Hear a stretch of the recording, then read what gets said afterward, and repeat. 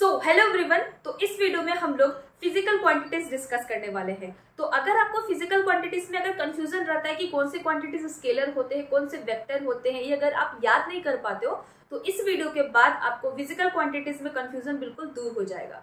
तो ध्यान से वीडियो को देखना, ज्यादा लंबा वीडियो नहीं है एंड जल्दी से हम लोग इस टॉपिक को कंप्लीट करेंगे।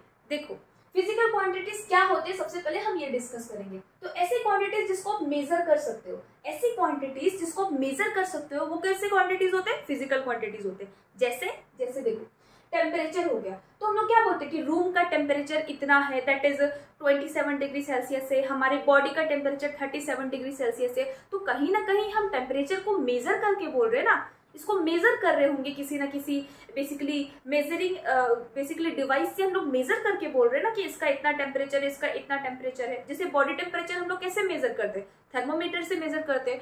तो मेजर करके हम बोलते हैं कि हमारा बॉडी टेम्परेचर, अगर किसी को फीवर नहीं है तो हम लोग बोलते हैं 37 डिग्री सेल्सियस है। तो मेजर करके बोल रहे हैं ना। उसी प्रकार से मास होता है। जैसे मास हम बोल रहे हैं कि किसी भी चीज का मास अगर 5 kg है, लेट सपोज करो, तो उसको हम लोग मेजर करके बोल रहे हैं कि वो 5 kg है। लेंथ, किसी भी चीज का हम लोग लेंथ को मेजर करके बोलते हैं कि ये 10 सेंटीमीटर का होगा, ये 20 सेंटीमीटर का होगा। तो मेजर कर करके चीजों को हम बोल रहे हैं, ठीक है। तो जिस क्वांटिटीज को हम लोग मेजर कर सकते हैं वैसे क्वांटिटीज क्या कहलाते हैं? हमारे फिजिकल क्वांटिटीज कहलाते हैं। जैसे टाइम हो गया, टाइम हम लोग मेजर करते हैं, ओब्वियसली हम बोलते हैं कि 8 बज रहा है, 9 बज रहा है। तो ऐसे क्वांटिटीज जिसको मेजर कर सकते हैं वो हमारे फिजिकल क्वांटिटीज होते हैं। अब यहाँ पे सवाल ये उठता है कि कैसे क्वांटिटीज को हम लोग मेजर नहीं कर सकते। ये तो चलो हमें समझ में आ गया कि जिसको हम लोग मेजर कर सकते हैं वो सारे क्वांटिटीज फिजिकल क्वांटिटीज होते हैं। अब सवाल ये उठता है कि कैसे क्वांटिटीज को हम लोग मेजर नहीं कर सकते। तो देखो यहाँ पे जैसे हो गया लव। क्या लव को हम लोग मेजर कर सकते हैं? क्या हम ये बता सकते हैं कि अपने मम्मी पापा से कितना प्यार करते हैं, कितना प्यार करते हैं? कोई मेजरिंग इंस्ट्रूमेंट है क्या जो प्यार को नाप सके? नहीं, बिल्कुल भी नहीं, ऐसा तो नहीं है। लेकिन हाँ, प्यार को हम लोग कंपेयर कर सकते हैं कि हम उनसे ज्यादा प्यार करते हैं कि इनसे ज्यादा प्यार करते हैं। तो कंपेयर किया जा सकता है प्यार को, लेकिन मेजर नहीं किया जा सकता। तो ऐसी क्वांटिटीज जिसको मेजर नहीं किया जाता वो फिजिकल क्वांटिटीज नहीं होते हैं। जैसे प्यार हो गया, नफरत हो गया। नफरत को हम लोग कंपेयर करते हैं कि हाँ हम उससे भी नफरत करते हैं, उससे भी नफरत करते हैं, लेकिन हम इस इंसान को थोड़ा झेल सकते हैं, लेकिन इसको तो हम बिल्कुल भी झेल नहीं सकते। तो हम कंपेयर करके बोल रहे हैं कि इस इंसान से हमें कम नफरत है और इससे हमें ज्यादा नफरत है।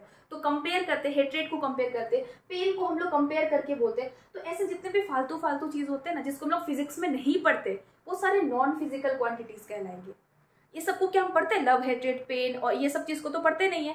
जो क्वांटिटीज हम पढ़ते जाएंगे फिजिक्स में, जैसे कि मोशन में अगर बात करें तो speed, distance, displacement, velocity, acceleration, retardation, ये सारी क्वांटिटीज हम पढ़ेंगे और ये सारी क्वांटिटीज ही फिजिकल क्वांटिटीज होते हैं, ठीक है। तो आई होप ये चीज क्लियर हो गया होगा। अब हम लोग टाइप्स ऑफ फिजिकल क्वांटिटीज देखेंगे। देखो फिजिकल क्वांटिटीज दो प्रकार के होते हैं। ऐसे क्वांटिटीज जिसको मेजर करते हैं वो फिजिकल क्वांटिटी हो गए। अब जिसको हम लोग मेजर कर सकते हैं ना, वो भी दो प्रकार के होते हैं। एक होता है हमारे स्केलर क्वांटिटी, एक होता है वेक्टर क्वांटिटी। अब स्केलर और वेक्टर बताने से पहले हम आपको एक चीज बताना चाहते हैं।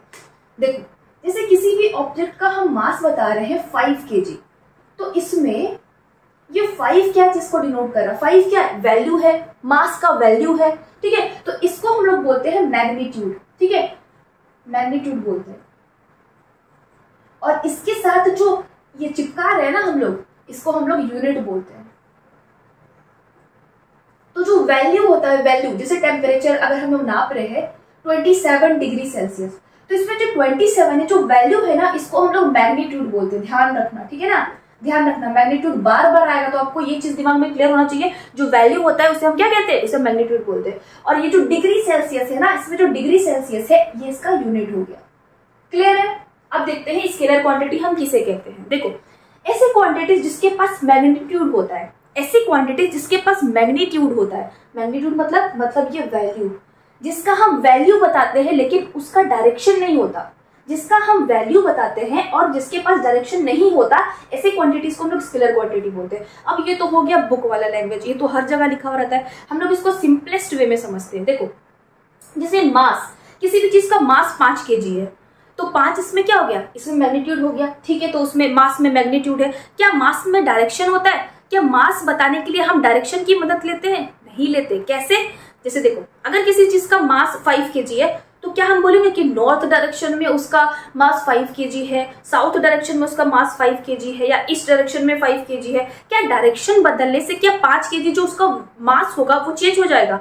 डायरेक्शन से इंडिपेंडेंट है ना, मास जो है वो डायरेक्शन से इंडिपेंडेंट है, चाहे किसी भी डायरेक्शन में तुम चले जाओ, मास तो 5 kg का 5 kg ही रहेगा। उसी प्रकार से टेम्परेचर सोचो, अगर एक रूम का टेम्परेचर हम बता रहे हैं कि 27 डिग्री सेल्सियस है, तो रूम में आप किसी भी डायरेक्शन में मूव कर जाओ, किसी भी डायरेक्शन में मूव कर जाओ, क्या टेम्परेचर का वैल्यू चेंज होगा? नहीं चेंज होगा। तो ये क्या डायरेक्शन पर डिपेंड कर रहा है या नहीं डिपेंड कर रहा है? नहीं डिपेंड कर रहा है, ठीक है, डायरेक्शन पर नहीं डिपेंड कर रहा है। उसी प्रकार से टाइम होता है, टाइम जब हम बोल दे कि टाइम हो रहा है 9 बज रहा है, ठीक है, क्या ये जो 9 बज रहा है क्या ये नॉर्थ डायरेक्शन में जाने से चेंज हो जाएगा? क्या साउथ डायरेक्शन में जाने से चेंज हो जाएगा?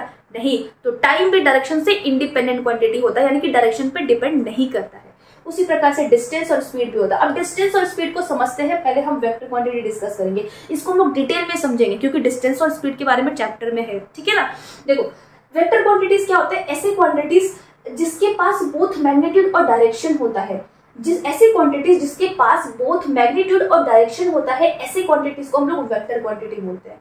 इसको समझना भी तो है ना, तो बता दिया, लेकिन इसको समझते हैं। चलो हम लोग एक एग्जांपल से, जैसे देखो एक कोई आदमी है जो यहाँ से चलना स्टार्ट किया, ठीक है, ये लगभग 3 किलोमीटर डिस्टेंस को ट्रैवल किया, फिर यहाँ पे रुक गया, उसके बाद फिर आगे जाके ये 4 किलोमीटर डिस्टेंस को ट्रैवल किया, 4 किलोमीटर ये डिस्टेंस को ट्रैवल किया।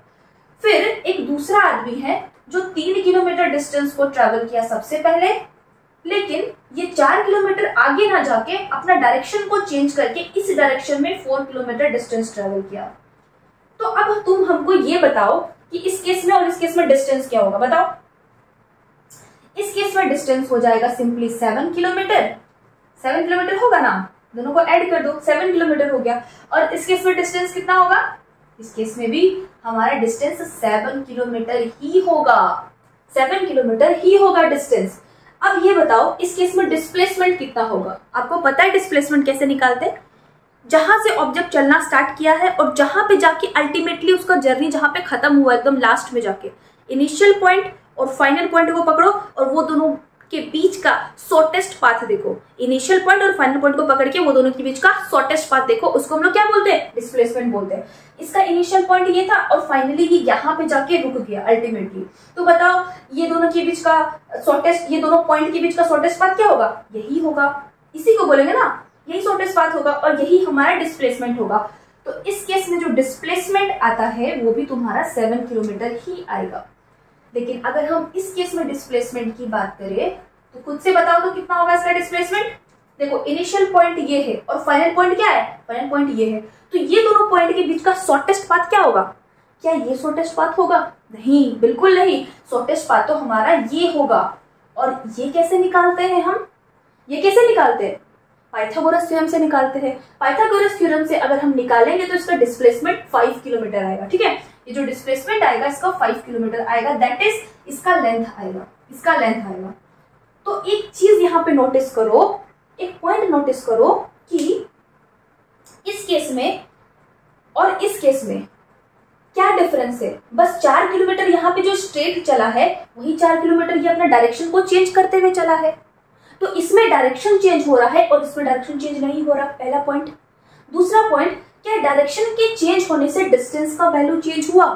क्या डायरेक्शन के चेंज होने से डिस्टेंस का वैल्यू चेंज हुआ? नहीं, यहाँ पर भी डिस्टेंस 7 किलोमीटर और यहाँ पर भी डिस्टेंस 7 किलोमीटर है, यानी कि डिस्टेंस डायरेक्शन पे डिपेंड नहीं करता है, डायरेक्शन पे डिपेंड नहीं करता है। ये 4 किलोमीटर ऊपर के साइड गया, ये 4 किलोमीटर सीधा गया, या 4 किलोमीटर इस डायरेक्शन में जाएगा, या 4 किलोमीटर किसी भी डायरेक्शन में जाएगा, डिस्टेंस का वैल्यू 7 किलोमीटर ही आएगा। तो डिस्टेंस डायरेक्शन से कैसे इंडिपेंडेंट है ये चीज आपको समझ में आ गया होगा एग्जांपल से। इसीलिए हम डिस्टेंस को क्या बोलते हैं? स्केलर क्वांटिटी बोलते हैं। अब देखो डिस्प्लेसमेंट, देखो डिस्प्लेसमेंट कैसा क्वांटिटी होता है? Vector quantity. क्यों इसको वेक्टर क्वांटिटी बोल रहे हैं? क्योंकि देखो डायरेक्शन को चेंज करने से अगर 4 किलोमीटर आगे साइड गया तो डिस्प्लेसमेंट कितना आया? 7 किलोमीटर आया। लेकिन वही डायरेक्शन को अगर ये चेंज कर दिया, चेंज करके 4 किलोमीटर डिस्टेंस बेसिकली मूव किया 4 किलोमीटर, तो इसका डिस्प्लेसमेंट का वैल्यू चेंज हो गया। यानी कि डिस्प्लेसमेंट डायरेक्शन पे डिपेंड करता है। अगर ये 4 किलोमीटर आगे गया और 4 किलोमीटर इस डायरेक्शन में गया तो डायरेक्शन को जैसे ये चेंज किया ना, डिस्प्लेसमेंट का वैल्यू चेंज हो गया। अगर यही 4 किलोमीटर ये नीचे के साइड जाता या फिर इस डायरेक्शन में जाता ऐसे इस डायरेक्शन में जाता तब पर भी डिस्प्लेसमेंट का वैल्यू चेंज हो जाता। डिस्प्लेसमेंट का वैल्यू अगर इस डायरेक्शन में जाएगा तो चेंज हो जाएगा। तो क्या डायरेक्शन पर डिपेंड कर रहा है क्या डिस्प्लेसमेंट का वैल्यू? यस, डिपेंड कर रहा है, इसीलिए हम बोलते हैं कि ये हमारा वेक्टर क्वांटिटी है।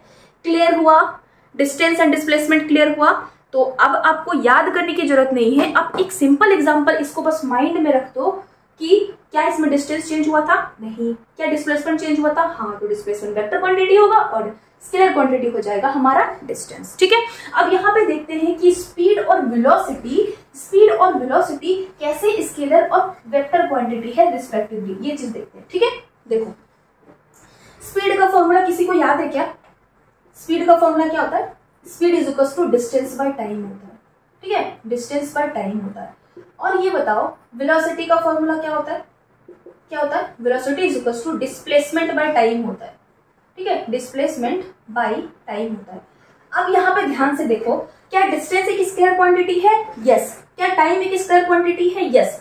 तो स्पीड के फॉर्मूले में ये दोनों स्केलर क्वांटिटी है, तो स्पीड भी स्केलर क्वांटिटी ही होगा। ठीक है, स्पीड भी स्केलर क्वांटिटी होगा, इसलिए स्पीड तुम्हारा स्केलर क्वांटिटी में आता है। अब वेक्टर क्वांटिटी वाला चीज को देखो, वेलोसिटी को देखो। अब तुम वेलोसिटी को देखो, डिस्प्लेसमेंट क्या होता है? वेक्टर क्वांटिटी होता है। डिस्प्लेसमेंट क्या है? वेक्टर क्वांटिटी है। और टाइम स्केलर क्वांटिटी है। अगर किसी चीज के फॉर्मूले में एक भी वेक्टर क्वांटिटी आ गया ना, एक भी वेक्टर क्वांटिटी अगर आपको दिख रहा है तो वो ऐसे पूरे क्वांटिटी को क्या कर देगा? वेक्टर कर देगा। तो इसमें ये स्केलर है, उस पर डिपेंड नहीं करता। एक भी वेक्टर क्वांटिटी अगर आ जाए ना फॉर्मूला में तो वो पूरा क्वांटिटी को क्या कर देगा? वेक्टर कर देगा। तो डिस्प्लेसमेंट वेक्टर क्वांटिटी है, तो यहाँ पे वेलोसिटी भी वेक्टर क्वांटिटी हो जाएगा। इसीलिए वेलोसिटी वेक्टर क्वांटिटी होता है और स्पीड स्केलर क्वांटिटी होता है। क्या याद करने की जरूरत है क्या? नहीं जरूरत है हमें। अब एक लास्ट एग्जांपल है फोर्स। फोर्स को देखो, ऐसे समझो, जैसे मान लो कि ये 5 kg का ब्लॉक है। ठीक है, ये हम एक ब्लॉक लेते हैं 5 kg का। इसमें हम इस डायरेक्शन में, यानी कि इस डायरेक्शन से इस डायरेक्शन में ऐसे करके हम इसको खींच रहे हैं। ठीक है, यहां से इस डायरेक्शन में हम लोग ऐसे करके इसको खींच रहे हैं। कितना फोर्स से? 3 न्यूटन फोर्स से। फिर इसी डायरेक्शन में हम 3 न्यूटन फोर्स से खींच रहे हैं। तो बताओ इस ब्लॉक पे टोटल ये ब्लॉक कहाँ मूव करके जाएगा? किधर मूव करके जाएगा? टोटल ये बेसिकली फोर्स कितना फील करेगा? कितना फील करेगा बताओ? 6 न्यूटन फील करेगा। इसमें टोटल फोर्स लगेगा 6 न्यूटन। ठीक है, इसमें फोर्स बेसिकली होगा 6 न्यूटन। दोनों सेम ही डायरेक्शन से खींच रहा है, तो इसमें ओवरऑल कितना फोर्स से इसको हम खींच रहे हैं? ऐसे करके 3 न्यूटन से हम खींच रहे हैं। तो बताओ टोटल हम इसमें कितना फोर्स लगा रहे हैं? 6 न्यूटन का लगा रहे हैं। लेकिन अगर हम इसको चेंज कर दे, अगर हम इधर अगर ऐसा कर दे कि इसमें हम इधर साइड से 3 न्यूटन का फोर्स लगा रहे हैं और इधर साइड से भी 3 न्यूटन का फोर्स लगा रहे हैं, तो बताओ ये ब्लॉक कहाँ पे मूव करेगा? बताओ कहाँ मूव करेगा? कहीं नहीं मूव करेगा। कैसे पता चला? जैसे देखो, क्योंकि 3 न्यूटन का फोर्स इधर से लगा रहे हैं और 3 न्यूटन का फोर्स हम इधर से लगा रहे हैं, तो दोनों एक ही अमाउंट का फोर्स हम लोग अगर अपोजिट डायरेक्शन में लगाएंगे तो टोटल नेट फोर्स कितना होगा? नेट फोर्स इसका 0 हो जाएगा। जो नेट फोर्स ये ब्लॉक फील करेगा, फोर्स नेट जो ये फील करेगा वो कितना करेगा? 0 करेगा। यानी कि डायरेक्शन पे तो डिपेंड कर रहा है ना, फोर्स हम लोग किस डायरेक्शन में कैसे लगा रहे हैं, कितना अमाउंट में लगा रहे हैं, इस बात पर डिपेंड करता है। डायरेक्शन पर डिपेंड कर रहा है फोर्स, तो जो क्वांटिटी डायरेक्शन पर डिपेंड करता है वो क्वांटिटी क्या कहलाते हैं? वेक्टर क्वांटिटी कहलाते हैं। देखो और भी बहुत सारे वेक्टर क्वांटिटीज होते हैं, लेकिन आपको इतने ही क्वांटिटीज ध्यान में रखना है। तो क्लास 9th में अगर आप इतने भी क्वांटिटीज याद रख लो ना, ध्यान रख लो कि ये सारे क्वांटिटीज वेक्टर क्वांटिटीज होते हैं। एक और यहाँ पे ध्यान रखना, एक्सीलरेशन के भी फॉर्मूला में क्या आता है? ऊपर change in velocity divided by time आता है। तो ऊपर में क्या आ रहा है? वेलोसिटी आ रहा है, तो वेलोसिटी भी वेक्टर क्वांटिटी, तो टोटल एक्सीलरेशन भी वेक्टर क्वांटिटी हो जाएगा। तो बस इतना वेक्टर क्वांटिटी आप ध्यान में रख लो। ठीक है, इतने क्वांटिटीज को ध्यान में रख लो। और याद करने का, और इसको याद करने का बेसिकली हम आपको बताए भी है मेथड। तो ये सारे क्वांटिटीज ही वेक्टर क्वांटिटी होते हैं। अब आप सोचना, एक्सेट्रा पर जाना मत। एक्सेट्रा में तो बहुत सारे वेक्टर क्वांटिटीज हो जाएंगे, लेकिन आपको जितना आपको पढ़ना है वेक्टर क्वांटिटी वो बस इतना है। तो आपको एग्जाम में भी इसी एग्जांपल से पूछेगा। ठीक है, और स्केलर में भी आपको बस इतना से ही पूछेगा। तो यहाँ पे हमारा कंप्लीट होता है फिजिकल क्वांटिटी। आई होप आपको सबको समझ में आ गया होगा, और अगर समझ में आ रहा है तो प्लीज मेरे चैनल को सब्सक्राइब करना। And thank you so much for watching. Bye bye.